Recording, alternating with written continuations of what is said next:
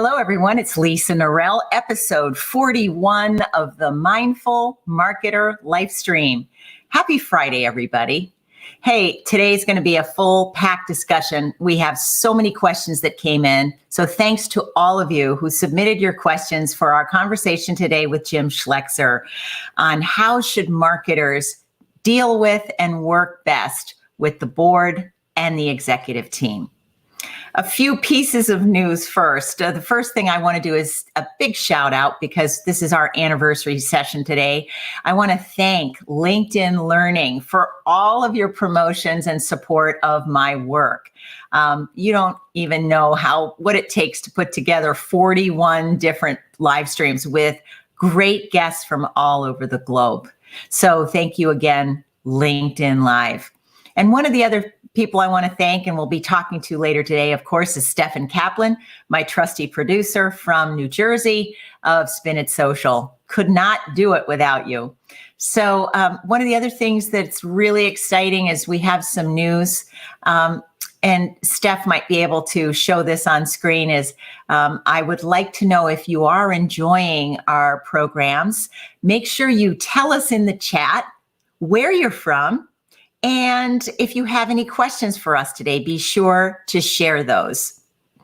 And what I'd like to mention to you is that if you're enjoying our programs and think that the thought leadership I've been bringing to these sessions have made a difference for you, please feel free to nominate me for the Thinkers 50, which will be announced in November. They're accepting nominations right now for thought leaders. And if you feel so moved, feel free to go to thinkers50.com and nominate me for their awards in November. It would mean a lot to me if you feel there is value in our programs and you have benefited from my books, live streams, and courses on LinkedIn Learning. All right, done with the shameless plugs. Let me talk to you about this topic today.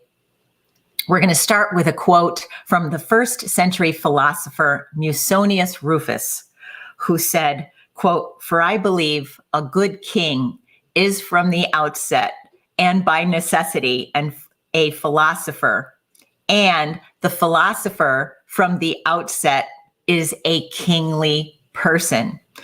Now, I bet you never thought of board directors as philosophers and kingly people, but I sure did after spending the last few years getting to know our guest, Jim Schleckser.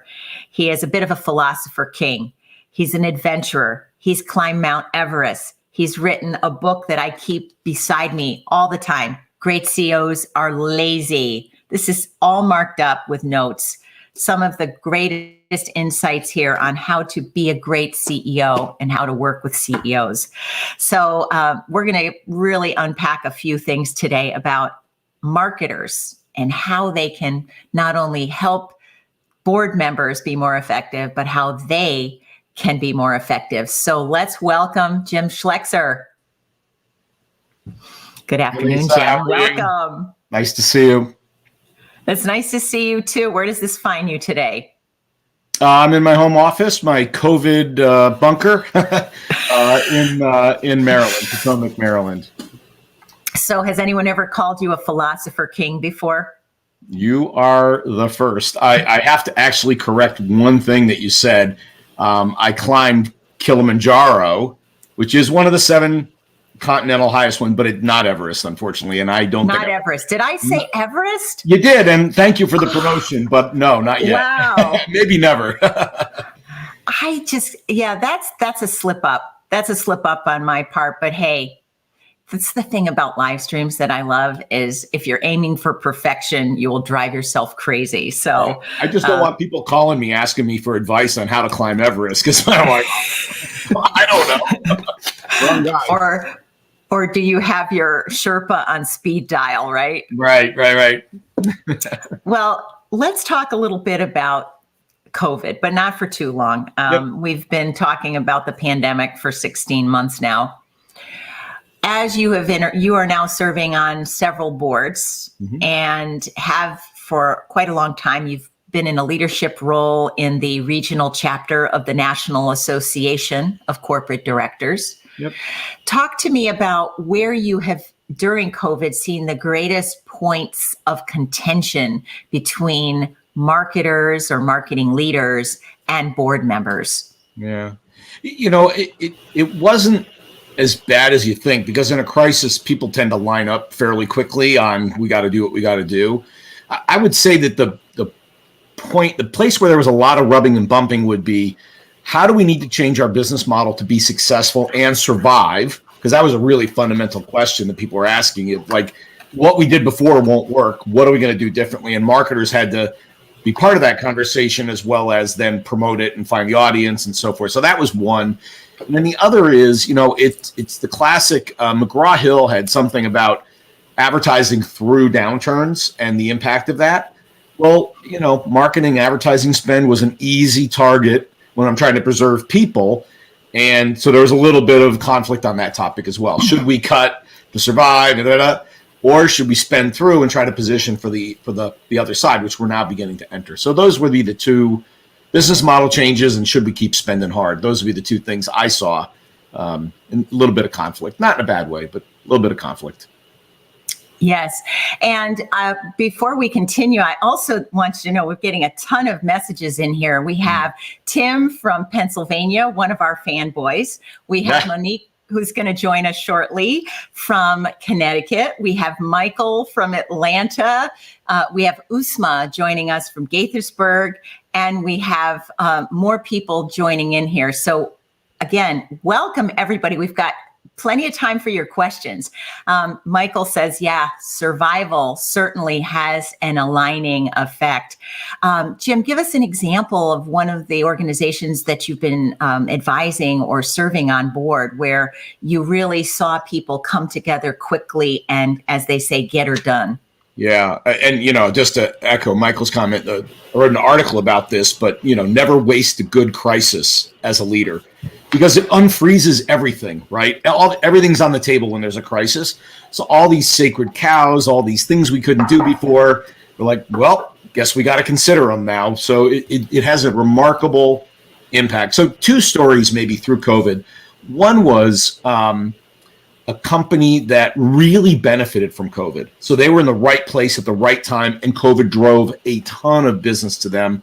And what they made were connectors for various electronic items. So your iPhone to your phone, your iPhone to your computer to your printer, all of those combinations. Well, as we moved from the office to home, everybody was upgrading the caliber and the nature of their office, including video, and they needed all of these connectors to make that happen. So they were up 30-40% through all of COVID as people outfitted their home offices. So it wasn't all bad, right? Like, they had a really great COVID. In fact, you might say they were fans of COVID at the moment, right? So, darn, a vaccine came through. Now what do we do, right? On the other side, we had a firm that was in the salon and beauty space. And, so hair and all that jazz. And they had a line of products as well, shampoos and face cream and so forth. Well, the salon business, went to zero. Like, nobody was going anywhere. Like, I didn't cut my hair for months and months and months and months and months, right? So that business goes to zero, and they go, okay, we're in a really big problem. What do we do? So they rotated the entire business over to marketing, e-commerce, the beauty care products that they had. And they grew that massively, and that enabled them to survive. And now that the salon business is coming back in, they've got all this growth in the return of the salon business. But basically the core of their business vaporized, and they had to jump on another life raft and start paddling. Yes, absolutely. And how much have you seen marketers and the CMOs that you come into contact with having to really start to amp up their comfort level with data and analysis and digital transformation? Yeah, and that has to be one of the most significant changes in the COVID environment. We made, and they talk about, the sort of the digital transformation. We probably did 5 years of digital transformation change in a year, and minimum of 5 years, wow. Right? Well, think about the telepresence, All these things happened, as well as commerce rotated to e-commerce as opposed to face-to-face. Think about the retailers. And so if you're not comfortable with e-commerce and the quantitative nature of that style of marketing, where are my interest groups? What has success rate? What's the rate of response? What's the customer acquisition cost? If you are not facile with those kind of numbers and those deep analytics, you're probably feeling very, very uncomfortable. And I'm going to tell you another story. It's never going back. So if you're like, I just got to get through this, and then I go back to the good old days, that's not happening. We are forever digital and quantitative and data. And so I think as a marketer, you're just going to have to wrap your head around it and get good at it. No, that makes perfect sense. I know that we have a couple of people that have provided some questions today. And boy, I really look up to them as digital marketing avatars. Because they got it. They get it. In fact, I think we have a question from one of my clients, Shane, who is currently in Ireland. Let's see if Shane can join us here and ask his question. Hi, Lisa and Jim. My name is Shane McCarthy. I'm the Chief Marketing Officer at Sandbox. Jim, I've been a big fan of your work ever since Lisa introduced me to you a few years ago. And I've been really enjoying the conversation so far today. So my question is, should marketing departments be communicating with the board of directors? And if so, how? Thanks. I'm looking forward to the rest of the chat. That's a good one. It is. And, the answer is yes, at appropriate points. So, you wouldn't expect the CMO to be sitting at every board meeting, but there are particular board meetings where the CMO, I think, is particularly appropriate. One would be, let's say, a mid-year check-in on how are we performing financially, our marketing efforts, our response rates, and to help put color to the numbers, because the CFO is going to do the numbers, but behind there's the story of why, what happened, what went right, what went wrong, what are we changing. That's the CMO and the CEO to help explain. I think it really is dependent on, will the CEO let the CMO do that line of speaking. I would recommend it to show the strength of the team. So what's the story behind the numbers? That's a great CMO board level participation. The other place is when we're on strategy. And I'll talk about it more later, but strategy and brand. So this is not the tactical marketing of driving leads, but this is the brand itself. Brand is strategy. Strategy is brand. And so if there's a protector of the brand and making sure that our strategy rings true with our position in our consumers' minds, that's a CMO's job. So when we're talking about strategy, does it fit our brand presence and position is a really useful place to have a CMO engage in that conversation. So those would be 2 points where I would say, that's not every meeting. It's 2 meetings a year for part of the meeting. And I think it'd be really powerful to have a CMO talking about those kinds of things. I love the idea of midpoint because one of the things that I heard recently, actually this week, from the CMO of a very large enterprise software company who's in our community, our global community, said that they ran over more than 40% over budget when they inherited this new role. And for some reason, the CFO and the CMO were completely out of sync with each other. So when the new CMO went to the board meeting to provide a baseline understanding of the state of marketing, it was very embarrassing to them because, the CFO and the CMO had lost that good connection with one another before that midpoint review.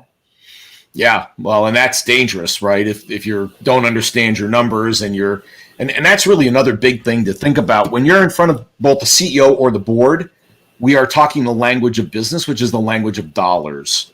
So you need to be fully aware of where your spend is, what your return is, and speak the language of dollars to them, because they don't care about clicks and eyeballs, and going to leave them very cold to talk about impressions and how many social media engagements that we have. They go, all great. How much money did that? Right? They're going to go right to money. So you got to speak the language of money at the boardroom or at the CEO conversation. I'm seeing the same thing. In fact, speaking about strategy, I remember we have a question from another member of our community, Eric McCarthy, about strategic planning. And he submitted a question for us today as well, Jim. What is the role for the CMO in the business strategic planning process? What was it maybe before COVID, and has it changed at all now in the new world we're living in? Yeah, I don't think it's changed in a good organization. And I sort of previewed this, that strategy and brand are the same thing. A brand is not about impressions or sexy ads, or brand is about, here's what we are promising to the market and then delivering to the promise. That's what the brand is, right? The brand is the promise I'm making to a client. And so as a CMO, when I'm thinking about strategy as a leadership team, you're there to go, what we're talking about doing either fits where we sit in a consumer's brain or it does not. That decision is going to give a different kind of customer experience. So you need to be worried about CX here. Is the CX consistent with the brand? And then that gets you into sort of a process conversation, right?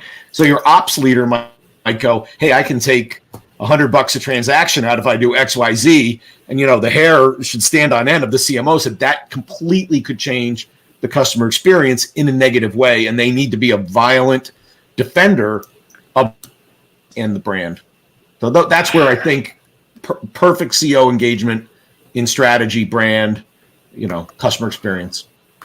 And I'm really happy to hear these success stories like from Usma, who says that she's very fortunate that her CEO puts her front and center to address growth and projections and the state of the marketing and brand experience. Because we wear two hats now. I think we're going to be wearing three hats much more in 2022 around not just revenue growth and brand repute, but also that seamless customer experience. Oh, here's a great question from Michael Taylor.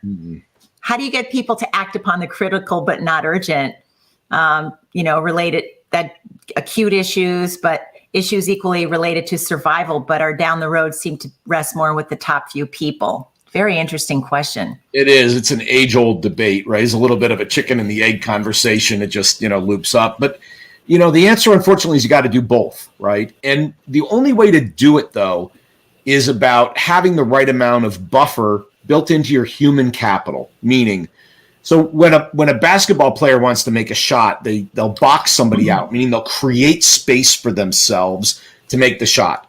The same thing has to happen on urgent and important. If I've got just enough people to handle all those darn urgent issues I've got, you've never created the space and the talent to go pursue the more important longer term things. So you have to have that buffer of talent where they're not fully engaged, and I'm going to push them onto the longer term issues. So it's a staffing leadership conversation. Now, having said that, there are periods that we go through where it's all urgent. It's all survival. Like we're in the middle of COVID, there was no long term. It was make it to the end and survive. Well, we're now coming out of that, and you should really pop your head up and go, what do I need to do for next year, right? This is about being long-term greedy, not short-term greedy, right? So we're always short-term greedy, maximize today, maximize the quarter. You'll never get to long-term greedy, which is maximize the value of the organization, build something that lasts and is of value to clients. So create buffers and rotate some of your time to the longer term very consciously is the way to get around this one. If you're light-staffed and they can only handle the urgent, you'll never get to the long term. So it's a managerial problem ultimately. That's great. And having that buffer, and it's always good to use some analogies as you just did. Yep. I also want to remind people that if you're hearing things from some of the leadership team, like, well, we have 10 priorities or we have 8 priorities, somebody's got to be a referee. Let's continue the basketball analogy here, but please be a referee and say, look, in marketing, we have this incredible ability to be educators of the board of what the customer is feeling, thinking, buying, and doing. So find a way to, if you can, be a referee to get those priorities down to a few, 3 or 4. Yep. I used to walk around saying, there's 3 things that you need to remember, right? And people go, wait a minute, you had 4 fingers up. And actually, there's a book by Larry Bossidy, who was a former CEO of Allied Signal, and he said it's 3 things. That's all people can remember. And when somebody says we've got 10 priorities, in my head, I go, therefore you have no priorities, because it is impossible to have 10 priorities. So you got to pick. And even if it's 3 for a quarter, we're going to bang really hard on them. Then we might drop 1, add 1, right? I could get to 7 or 8 over a year and a half, maybe, but 3 at a time, because people will not remember. Going back to Jack Welch, he walked around GE, $100 billion company. He said, in those days, he said, drive to services, globalize the business, 6 Sigma. That was it. That's what he talked about it. Light bulbs, locomotives, refrigerators, medical equipment, 3 things. Super simple. Yes, because if you're planning on hiring or you're dealing with turnover right now, which many of my clients are experiencing, try to explain 10 priorities to a new hire and watch them bolt out the door. Remember, with unemployment dropping and many employees now in the driver's seat, you've got to look at your communications and your priorities with even a better fine-tooth comb. Yeah. Speaking of fine people, we have Monique Elliott joining us today, Jim, from Connecticut. Welcome, Monique. Hello, Lisa. It's so nice to see you, and congratulations on your anniversary episode. That was a nice surprise to hear.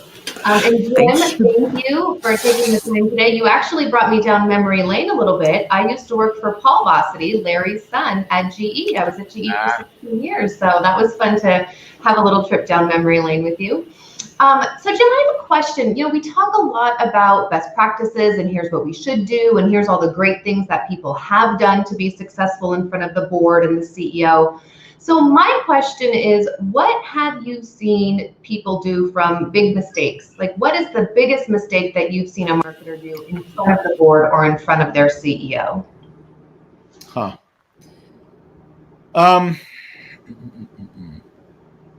Well, you can get crazy, but fundamentally, let's say for professional people, right? I think overpromise, underpromise is really a mistake, right?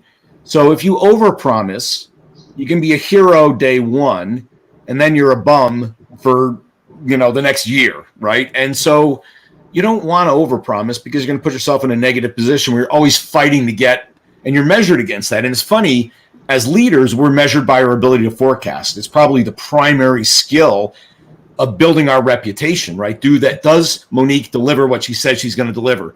That's your ability to forecast, right? On the other side, if you under forecast, you're like, I got this, I'm going to go low, and then I'll always over deliver.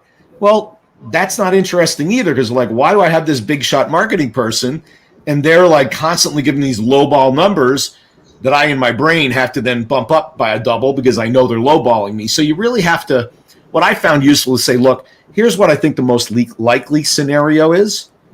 If these 2 things happen the way they could happen, we could be higher. If these 3 things go the wrong way, we could be a bit lower. But my best guess is this. That's a really intelligent and more nuanced conversation around forecasting. And I think you end up building a reputation of being thoughtful, delivering what you said you're going to deliver. And if it doesn't happen, you go, well, I said these 3 things had to happen. They did. Here we are. Here's what I did to mitigate it. But that's an intelligent conversation. So that would be the big one. Overpromise, underpromise, just fundamentally not delivering what you said you're going to.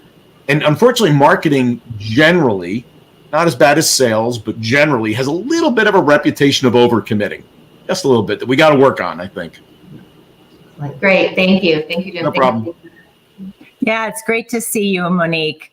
And we got some really great questions. I really hope if all of you watching have not taken any notes yet, this would be a good moment to write some of these things down, because that particular piece of advice, Jim, applies to every functional role, right? Yes, it does. Even the CEO, same thing, right? Yeah. Yes.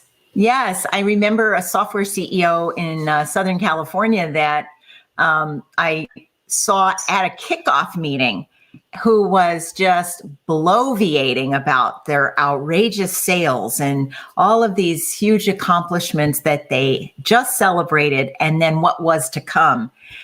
and nobody in the audience was following along with him. And you could see people were just, the eye rolling was palpable. And believe it or not, that CEO gentleman was gone within 18 months because the credibility was shot. Yeah. And it's all on his ability to forecast, right? And optimists, I think, have this problem because we always want to be optimistic. We always see the positive side, and that causes us to over project a little bit. And now we got to back, as opposed to pessimists, they're always under the number. And so you got to find that balance point. It's not easy. Well, tell us, as we all mentally prepare for this new world, and hopefully the Delta variant is under control. Yeah. Speaking of eye rolling, but that's a whole other topic. I never knew that our marketing leaders in our CMO peer groups would not only have to start to become customer experience experts, but also public health experts to try to keep up with these radical changes and rapid changes happening. Talk to us about some marketing shifts, other marketing shifts, or marketing leadership behaviors that will change for the better going forward. Well, we'll start with one. High say-do ratio. By the way, Monique, that's a great comment. I wrote an article about talk-do ratio as a way to measure people's contribution. A lot of talk, a little bit of do. That's a problem. A little bit of talk, a lot of do. We kind of like those people. So talk-do is a really useful concept. But relative to what's going to change, I think one is you don't have to get on planes like you used to. I think travel will not come back maybe ever to the levels it was at previously. My first question, if somebody says, hey, come and see us, is going to be, it's a 1-hour meeting. Can we do it on Zoom? I'm not going to go to the airport, get on a plane, get in a hotel, blah, blah, blah, blah. I'm going to do it on Zoom. It's just way more efficient. I think hybrid structures will exist as well. So the traditional trade show isn't going to look like it looks. Now, people need presence, but I think that's going to be a smaller audience. We're not going to travel 15 people to the trade show. We're going to travel 5, and then we'll do some virtual component as well. So I think you'll see that. But then I think the other one is when you're mapping the customer journey, it's now a digital journey, right? How they find information, how they gain comparison points to product, how they make their decisions, auto calculators, auto configurers. It's a digital journey now. And this used to be tools you'd hand to your your sales organization, say, here's what you run people through to help them decide what product. You go, no more. That's all digital. So the intellectual content of the business is going to move to a digital format. It's no longer going to be face-to-face. So the face-to-face shrinks, the digital increase. So you got to get really good at it. And I think there's a window here where if you really focus on getting great at it, you're going to gain a competitive advantage while everybody else tries to catch up. So there's an early mover opportunity here to become great at a digital customer experience, if you haven't already. Yes, I will push back a little bit on that, though, because we've had a couple of live streams on the topic of delivering speed to value. Getting value to your customers as rapidly as possible, as seamlessly as possible, now that Amazon has trained us to have that expectation. One thing I am finding, however, is that people still want some level of intimacy, and they don't want to make a $500,000 purchase through a chat bot. And, because there is still, we're still human. We still have a feeling of there's some risk involved, and especially if it's a B2B purchase, how do I mitigate risk? Who's on the other side of the phone or the Zoom room? So I think there's marketing leaders can play an incredible role, particularly in educating the board on market research and what the customers are thinking, feeling, and valuing. And how are we going to guide this customer through that journey with some human interaction as well? I'm not averse to human engagement, right? In fact, there's a Middle Eastern phrase that says, before you do business, you have to smell the other person's breath. And it doesn't mean they have bad breath. It just means we need to spend time together, right? And I believe that. I mean, people need to see you, like you, trust you, but it's not going to be at the rate that it was 2 years ago. It'll be very selective at the right points in the decision process where we have human engagement. And I think your point about very dependent on the risk of the decision, like high risk, high value decisions, you need a little more human. Low risk, low value decisions, I could do it with less human. So that may be guiding as well as an idea. Yes, most definitely. And what do you recommend marketing leaders do to eliminate too much time behind the screen as leaders? And what do you recommend to them in terms of surrounding themselves with great mentors? You are one of my avatars in how you have built your Inc. CEO project, CEO peer groups. Yep. Thank you. So there was mentors, and what was the other first question? Mentors or groups of like-minded leaders and peer groups. Yeah. I mean, so either one. Yeah. And so I think the thing we got to remember as marketers is that there's a Japanese concept. They do something called a QFD, a quality function deployment, and they talk about surprising quality in there. And surprising quality is something that somebody didn't really even know they wanted, but if I give it to them, they go, wow, that's super cool, right? And as marketers, we're always looking for surprising quality. You know, to say, hey, there's always toilet paper in the bathroom, I go, expected quality. In fact, the only place you can go there is there wasn't toilet paper and now I'm really mad at you, right? So we're not talking about the basics. We're talking about the wow, right? I won't get into what it might look like in a bathroom, but you can imagine things that might be like, that's different and I can only get it here. So I think you need to talk to humans to get that. And you need to read between the lines of what a survey won't do it. You need to be in front of, and just listen to their problems, listen to their comments and go, wonder what would happen if I did this.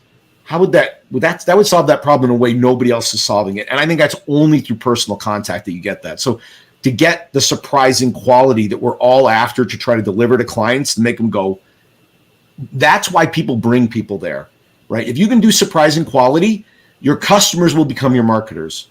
They'll go, like Tesla, you know, people that have Teslas, like they're crazy about them, aren't they? They're marketers for Tesla. Every one of them is a marketer for Tesla.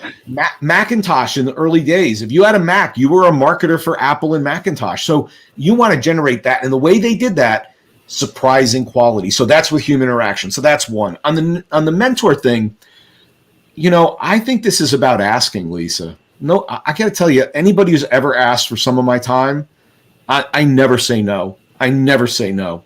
I'm always game to give them some time. Now, then I assess, are they listening? Is this going to be a valuable interaction for both of us? Is there, right? But ask. If you've got somebody you think, wow, if I could know what that person knows or get some guidance from that individual, that would be amazing. Go ask. You know, yes. Pick up the phone, send the email, ask. And I think you'll be shocked if you'd say, here are 5 to 10 people that I want to spend time with because I want them to rub off on me a bit. And you email them or ask, I bet you get 6 out of 10, 7 out of 10.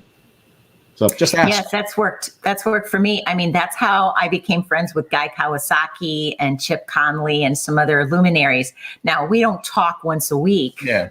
But we do stay in contact and they take my emails. They handle my questions when they come up. And I am eternally, Monique is the same. Like she's one of my superstar CMOs who I can reach out to. I also want to give a pro tip out there to people. I am a fan of using LinkedIn chat.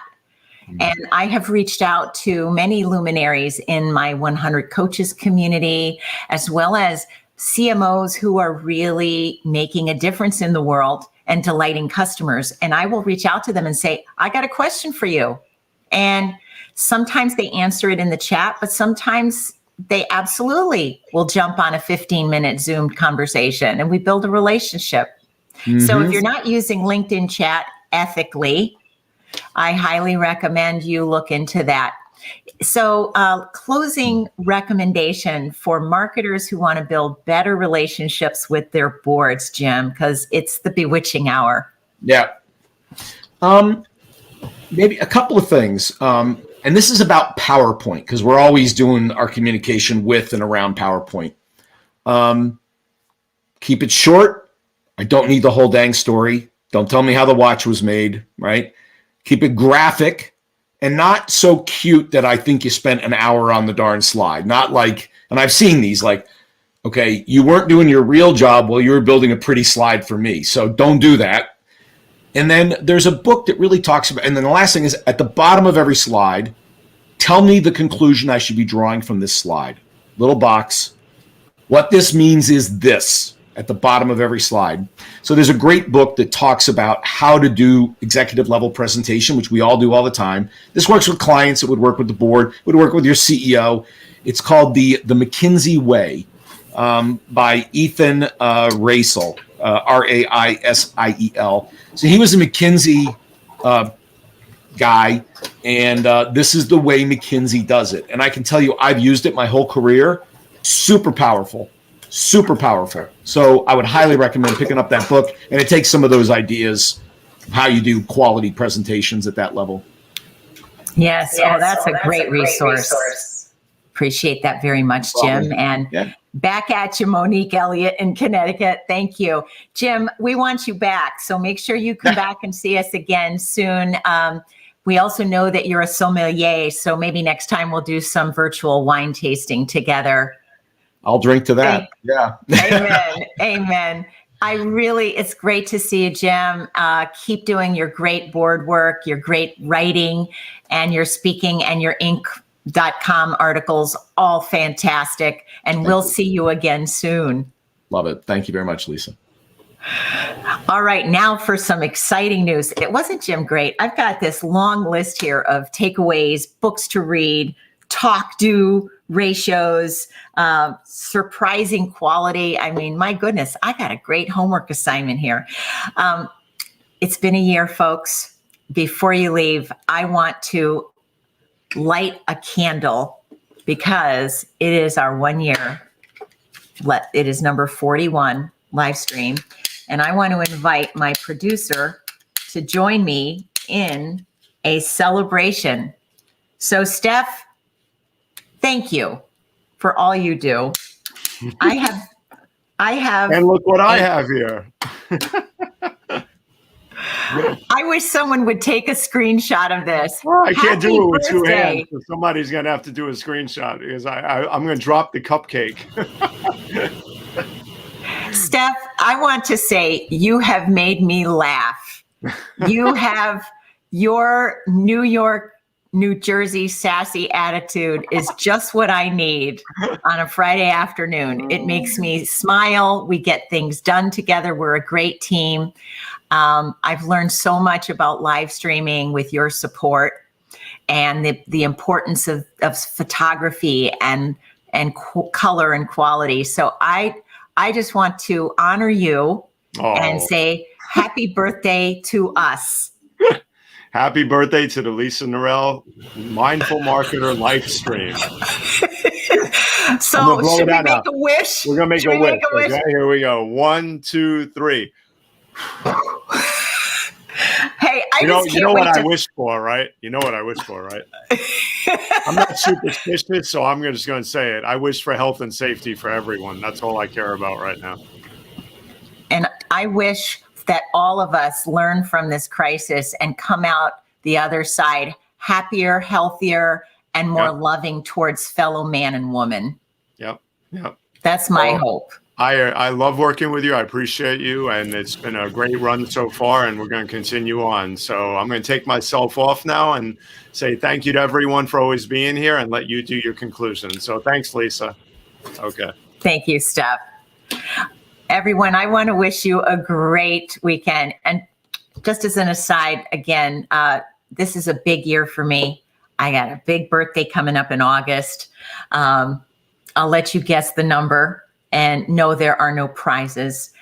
And the real prize is spending time with you every other Friday at the Mindful Marketer live stream here simultaneously on LinkedIn Live, YouTube, and Facebook. I look forward to these sessions so much. If you're ever interested in getting to know me better, you know where to find me. I love keynotes. I love working with chief marketing officers and marketing leaders from around the globe. And we're just glad that you get to come here and spend time with us. We're going to keep doing it. So shout out to LinkedIn Learning again for supporting my courses and my work. And remember to stay connected with our live stream calendar so you know where to find our upcoming shows. We have things booked through December, so make sure you're getting our calendar.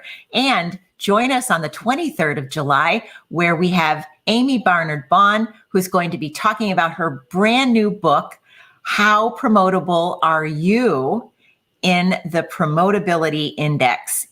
So if any of you are looking to amp up your careers, get a new position in the coming year, and position yourself well with your senior leaders, that's going to be a really great conversation.